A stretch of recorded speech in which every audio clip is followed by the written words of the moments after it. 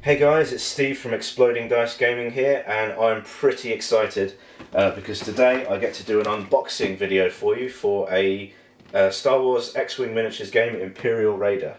Now I was thinking about buying one of these for a little while, but then I saw, kind of held off from it, but from the price and the fact that it's unlikely to be used that often.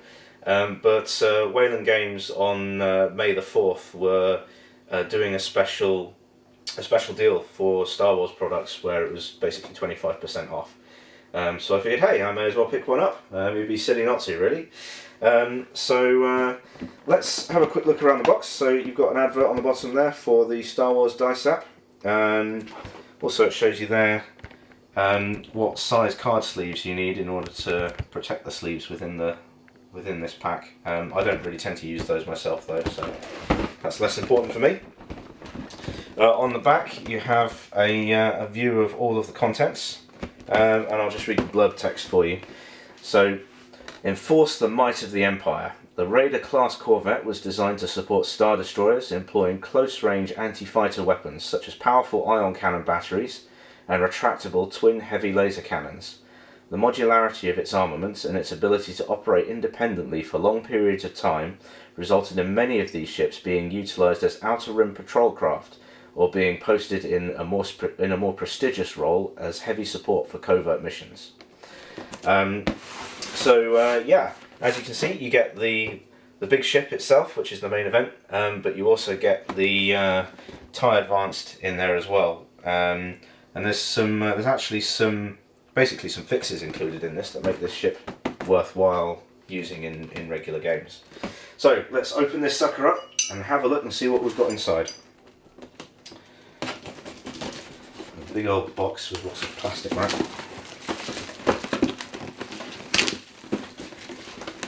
It's a bit sad really, but this is always my favourite part, is taking the plastic wrapper off. Chuck that in the bin.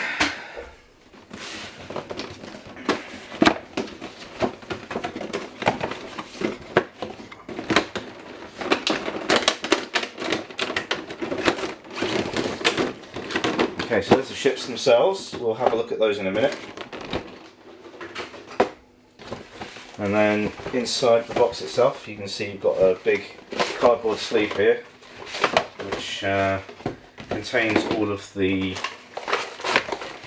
tokens and instructions and so on.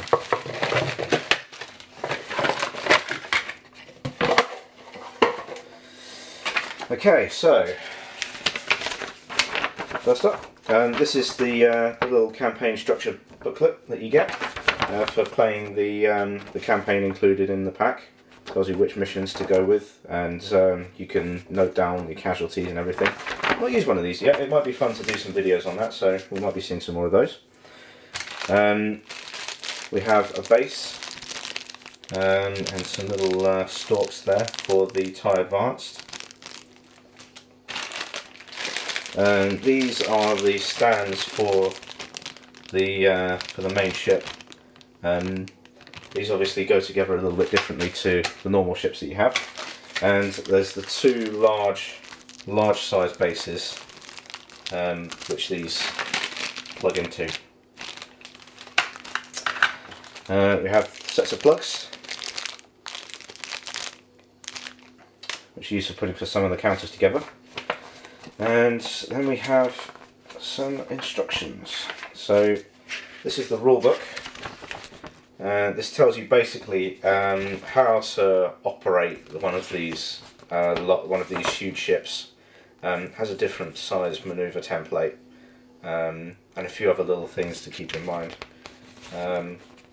Also, this has a larger range ruler, which I'll show you in a minute, and it shows you how to use those.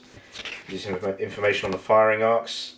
The various actions that you can perform. Tells you how damage is calculated as well. The Raider, because it's a huge ship, one of the larger huge ships, it has both a fore and an aft section, and to destroy the Raider completely you need to take both of them out. So you've actually got two special damage decks to go specifically with this ship. Tells you how you set it up on the table, and using it as an obstacle and various other bits and pieces. And you see here are the manoeuvre dials. So you've got the one for the TIE Advance down the bottom there, and the one for the Raider. The Raider obviously is somewhat less manoeuvrable, as you might imagine from such a big ship. And this is the mission booklet. So this contains all of the campaign missions. Again, I've not really played any of the campaigns that come with the ships yet, but I've had a read through some of these, particularly with the Gazanti, and these seem like they actually could be quite a bit of fun. So maybe we'll see if we can record some of those at some point for you guys. And then we have a big pack of tokens. Just take these out. So we have a 5 range ruler. Should be green, really, shouldn't it? So presumably to take advantage of some of the larger weapons that the Raider has with it. You've got a big old template. So the idea is that you have one of these large bases on either side of the template, and then you have your stalk coming out the top, and then the tokens for the TIE Advanced as well. Manoeuvre dials for the Raider and the TIE Advanced. Whole load of energy tokens here. Every time you perform a manoeuvre with a huge ship, you gain energy tokens, which you then assign to weapons and upgrades and so on, in order to actually perform actions with the ship. It's actually quite a cool little way of piloting the ship. It kind of feels like you're distributing energy around it, the various systems. And then we've got more shield tokens, the prerequisite stress token, and various other bits and pieces for the campaigns included. These look like little mines or probes of some sort. And then we've got some more wreckage. This looks like a destroyed GR-75 freighter to me. Okay, so that's the tokens. We'll have a look at the cards next. So we have, we'll go through and we'll do the TIE Advanced cards first. So we have Juno Eclipse. So she, these cards are all the same, I believe, pretty much apart from the pilot skill level. So when you reveal your manoeuvre, you may increase or decrease its speed by 1 to a minimum of 1. That's actually pretty good. It means that you can react to what other people may have been doing in the turn and get into a better position. There's some actually really good tactics for using Juno online, so I might be looking into do that. Zertic Storm. Enemy ships at range 1 cannot add their range combat bonus when attacking. That's actually pretty sweet. Makes him much more durable than most other TIE class ships. I mean, the TIE Advanced isn't particularly squishy. I think it's about the same as a T-75 X-Wing with the three hull and 2 shields.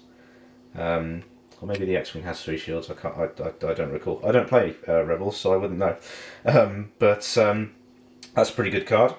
Not too pricey either at 26 points. I think Juno is the most expensive at 28. Commander Alozan. At the start of the combat phase, you may acquire a target lock on an enemy ship at range 1. So that's pretty good. You basically get a free target lock. I think that's how that's supposed to work. Acquire a target lock on an enemy ship at range 1. Yep, that sounds like it's a free target lock to me, which is pretty good.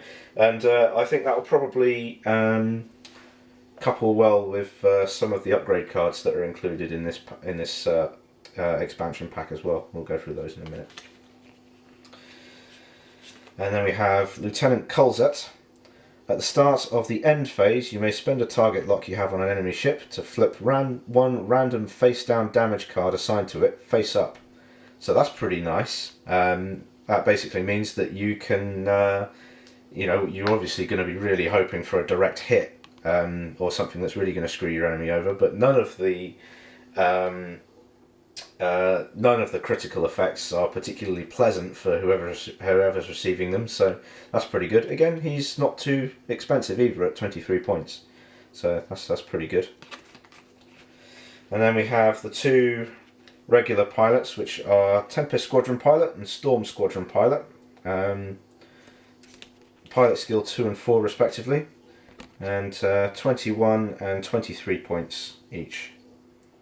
So if you really don't want to be using upgrades, then these are some nice cheap TIE Advanced pilots to use. I think really though the best one out of these is Juno, just for the ability to adjust your speed and stay behind your opponent, or maybe blast past them and get into a rear arc. So very useful card that. Next we have the Raider. So as I mentioned before, the Raider operates a bit differently. So you have a fore and an aft section. Both of these have to be destroyed in order to take the Raider out. They are also not cheap at 50 points each, so it's going to cost you 100 squad points just for having a Raider on the table, which is why they're not really designed for standard play. It's only for cinematic and epic play, and obviously the campaigns as well. So it might be fun to have a play around with these, but I don't think I'll be using this ship that often. Actually, the Raider 4 section has a special ability. Once per round, after you perform a primary weapon attack, you may spend 2 energy to perform another primary weapon attack. So this can attack twice with its primary weapon. That's pretty awesome, given that the primary weapon is a 4 attack dice ability. It's only range 2 to 4 though, so you're not going to be getting any bonuses for being at close range to your target. But it does mean you can potentially throw 8 dice at your opponent. There's not an awful lot that's going to survive that, apart from another huge ship, I imagine. So that's pretty sweet. There's also a card here that explains how to use the ion tokens. Most ships tend to get these now, so that's nothing really special. What else do we have in this pack? So these are the damage cards. So as you can see here, we have damage cards for the fore section and for the aft section. And these have various different ability, different critical effects based on the actual section. So deck breach, place 1 of the upgrade cards equipped on this section under this card. You cannot use that upgrade card while this card is face up, but you can spend 2 energy to flip this card face down. That's actually quite cool. That's almost like you're turning on a force field to stop all the atmosphere from being vented. So that's pretty cool.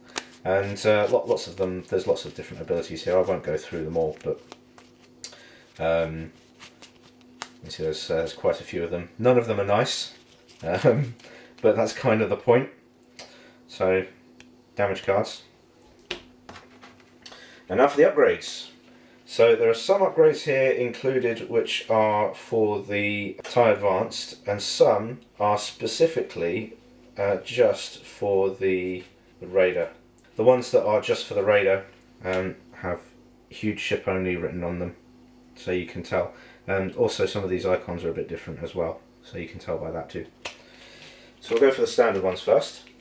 So Advanced Targeting Computer. So there's a nice little picture of Darth Vader's targeting computer there.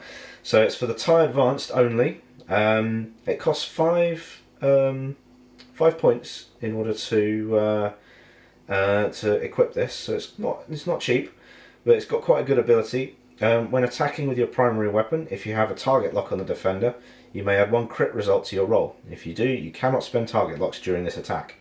So that's basically guaranteeing you a critical hit. Assuming you have a target lock on your opponent. That's pretty awesome, especially if you were to use one of the setups with the Imperial shuttle that basically allows you to grant target locks to nearby ships. Automatically doing critical hits is, yeah, that's pretty good. It also somewhat compensates for the attack value of 2, which is kind of low for a ship of this cost. So that's pretty good. Definitely makes the TIE Advance more usable, and you get 4 copies of that. So that's pretty good. I'm not unlikely to ever need 4 copies of this because I've only got the one TIE Advanced and I'm probably not going to field more than one at any time, but hey, it's useful to have extra spares, I suppose. And then you have a title card, which is TIE X1. So this is obviously for the TIE Advanced only. And your upgrade bar gains the systems upgrade icon. So basically you need to equip this in order to equip the advanced targeting computer, because the TIE Advance doesn't come with that upgrade icon automatically. Again, there are 4 copies of this included in the pack. I don't know anybody who would actually field 4 TIE Advance, but hey, there you go. Cluster Missiles. This is actually one of my favourite cards. It's ridiculously good. It's only a range 1 to 2 missile attack, but the wording reads, attack target lock, so you have to spend your target lock. Spend your target lock to discard this card to perform this attack twice. So it's only at range 2, but it has 3 dice. So you effectively get to throw 6 dice at your opponent if you manage to throw one of these off. That's pretty awesome in any standard play game. It's enough to take a considerable chunk out of any large ship, and it will make mincemeat of smaller ships as well. Your opponent obviously does get to defend twice against this, so it's not just, you can't just roll all 6 dice. You have to roll 2 separate attacks of 3 each, but it's still pretty good. This is even better on TIE bombers or other bomber type ships with the extra munitions upgrade, because then you get to use this card twice. So that's pretty good. Proton rockets. This is another good one. Initially seems quite weak. It's range 1 only, and it only has 2 attack dice. But you don't need to fire. You don't fire this with a target lock. You can fire it with a focus token, which pretty much every ship has. And you may roll additional attack dice equal to your agility value up to a maximum of 3 additional dice. So yeah, on a ship that can equip this, say, oh, I don't know, an A-wing, then you can throw a whole host of dice at your opponent by using this. So actually that's really good on some ships.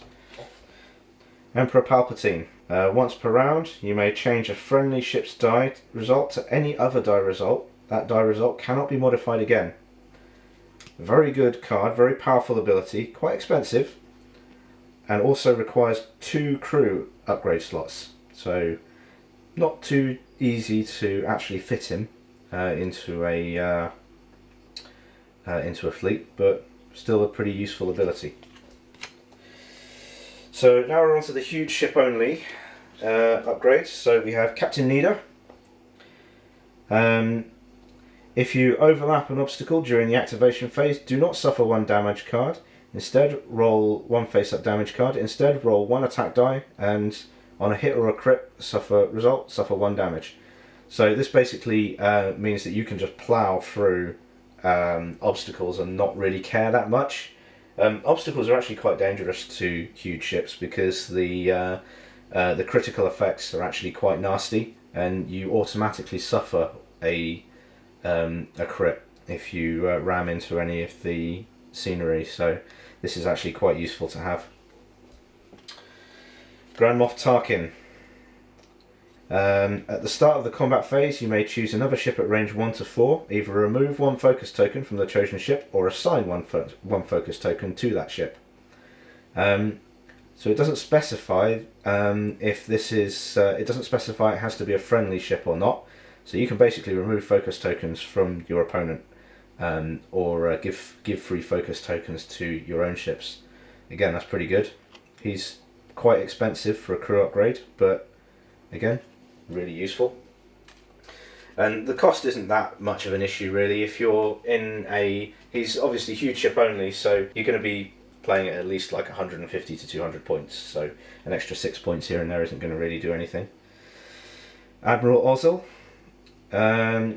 Energy, you may remove up to 3 shields from your ship. For each shield removed, gain 1 energy. So that's basically diverting power from your shield generator to your capacitors. That's pretty good.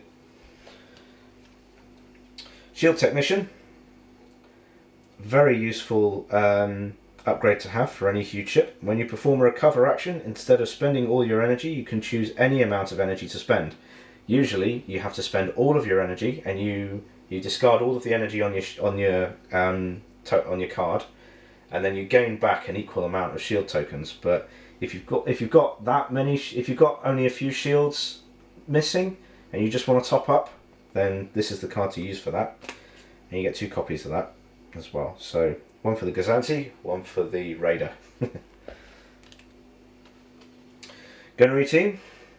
Once per round, when attacking with a secondary weapon, you may spend 1 energy to change one of your blank results to a hit result. Engineering team. During the activation phase, when you reveal a straightforward maneuver, gain 1 additional energy during the gain energy step. Sensor team. When acquiring a target lock, you may lock onto an enemy ship at range 1 to 5 instead of range 1 to 3. So that allows you to use the full range of your ship. So 2 copies of single turbo lasers. These are very powerful cannons, but they're only really useful against some large ships and huge ships, because your defender doubles their agility value against the attack. Also, you can only use them at range 3 to 5, so they're like your heavy artillery.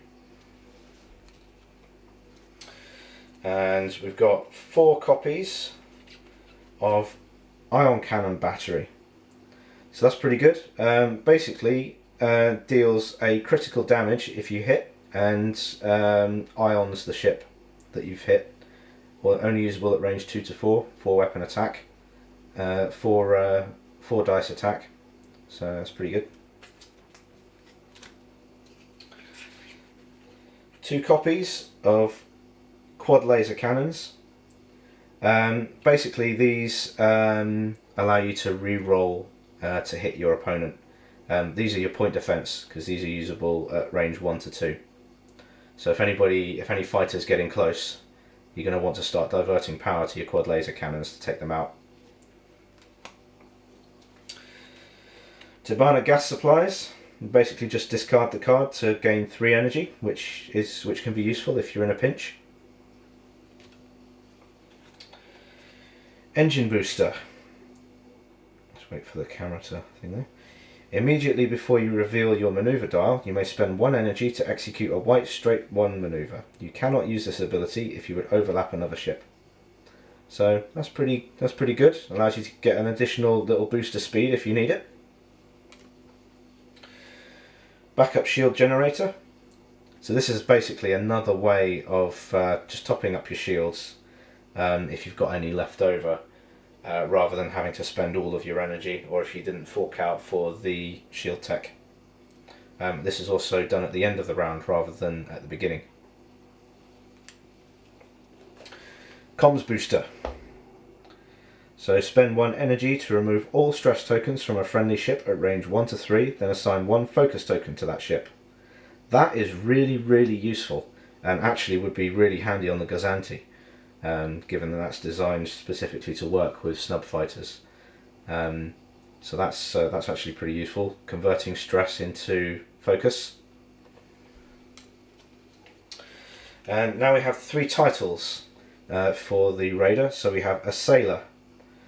When defending, if the targeted section has a reinforced token, you can change 1 focus result to an evade result. So this is obviously only useful if you're at long range, or if your opponent's firing through an obstacle, so it's quite situational. Not really sure how useful this card is, to be fair. An Instigator. After you perform a recover action, recover 1 additional shield. That's pretty self-explanatory, always useful. This goes on the aft section only. In fact, they all go on the aft section only. And then Impetuous.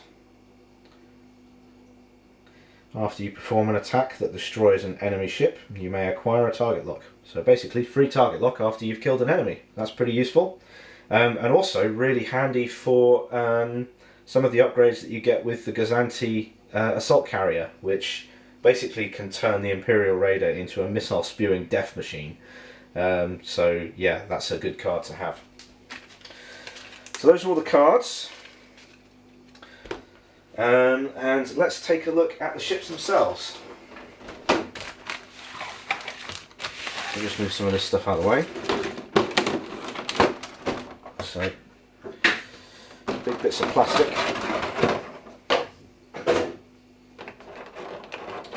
So first off we have the TIE Advanced. It's got a new blue paint scheme which makes it look like the ships from Return of the Jedi. And I might even end up actually using one of these, using this in some upcoming games, because the upgrades you get included with this expansion make this ship much more usable than in the regular expansion for the TIE Advanced. So that's good. And now the main event,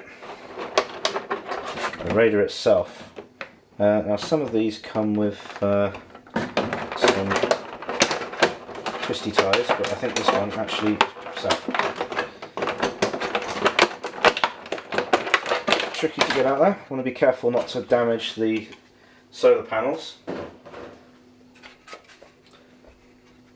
So there we go. The Imperial Raider in all its glory. Yeah, really pleased with this. Apart from this, I think that Fantasy Flight really missed a trick with the engines on the larger ships. They could have done something with that, but I have an airbrush, so I might look at painting that in myself. But it's a really cool looking ship, and it's going to look great on the table. So you've got your 3 solar panels there, one on the underside, and then the 2 on the sides. There's the bridge at the top. Don't know if you can see that because of the lighting. You've got the bridge there, which even has a little bit of, I don't know if you can see that in the light there, but it's, the bridge even has a little bit of gloss varnish applied to it to make the windows shiny, which is always a nice little detail. It's also got these little blue dots on it here and there, and everywhere. So it adds a little extra bit of detail to the ship that you might not otherwise expect on what is basically a grey triangle. And one other detail I really like is the little retractable gun turrets here. So you got one here, and then you got 3 on each side basically. And they've even painted, I don't know if you can see that, but they've even painted the gun barrels orange or red. And I mean, this ship is really superbly detailed. I mean, you've got little things like hatches on the top here and cables and whatnot. So you've got all this detailing between the armour panels here, kind of similar to Imperial Star Destroyers. This looks like a docking clamp you've got on the side. There's another one on the side there as well.